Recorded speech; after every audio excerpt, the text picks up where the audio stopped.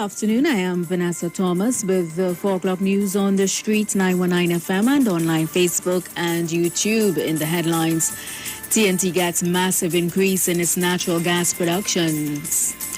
Wage negotiations begin with the CPO and all public service unions and associations. Internationally, Costa Rica elects a political newcomer as president. And now the news in detail. There has been a massive increase in the country's natural gas production between last year November and January 2022. Oil production is also on the rise, with an increase of about 1,500 barrels of oil per day over the 3-month period. The Ministry of Energy has not released any production figures since last November, almost 4 months ago. But the Guardian newspaper says it has gotten access to the figures and can today report that natural gas production moved from an average of 2.4 billion standard cubic feet per day to 2.9 in January 2022. That's an increase of more than 500 million standard cubic feet per day.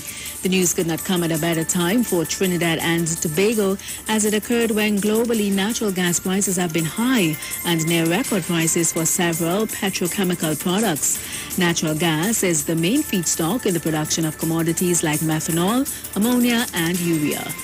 In other news, wage negotiations have begun with the Office of the Chief Personnel Officer and all public service unions and associations following instructions given by the Minister of Finance.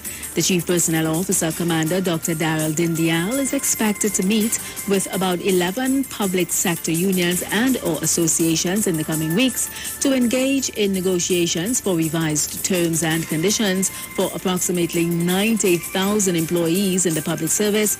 That includes protective service, Trinidad and Tobago Defense Force, police, prison and fire services. Public workers have been working on 2013 salaries while being owed outstanding money. In more news, a 52-year-old male driver was killed after he lost control of his Kia Sportage SUV along the southbound carriageway of the Uriah Butler Highway just after Grand Bazaar earlier today.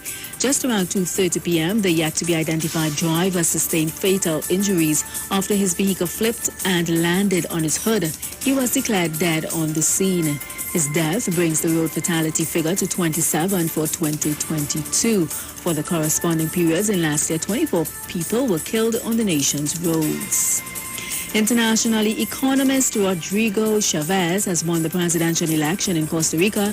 Preliminary results suggest the 60-year-old ran on a promise of shaking up traditional party politics in the Central American nation. With almost all votes counted, he had a lead of more than 5 percentage points over ex-President Jose Maria Figueres. Turnout was the lowest in decades as voters expressed discontent with Costa Rica's struggling economy. Many Costa Ricans said they were looking for a break with the politicians of the past.